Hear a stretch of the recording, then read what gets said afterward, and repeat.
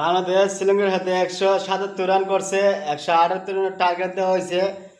খুবই আমি আগের ভিডিওতে বলছিলাম বলে বাংলাদেশের প্লেয়ারদের আজওয়া কেজের খাওয়ানোর দরকার, মানে কি ক্যালসিয়ামের খুবই অভাব, বুঝছেন। কিন্তু এখন আমার কথা মতো এখন দেখা যায় বাংলাদেশে আজওয়া খেজুর খুব কামো লাগছে। আজকে লিটন কুমার দাস আমাদের যে দাদা কামব্যাক করছে, অসাধারণ রান করছে, অসাধারণ ব্যাটিং করছে, খুবই ভালো লাগছে। এবারে শামীম হোসেন পাটোয়ারি খুব চমৎকার খেলা খেলছে, খুবই ভালো খেলছে।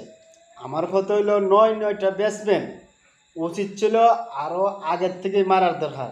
যাই হোক যতটুকু মারছে, কিন্তু 200 রান হতে পারতো, কিন্তু এই জায়গাতে 10টা রান কম হয়ে গেছে।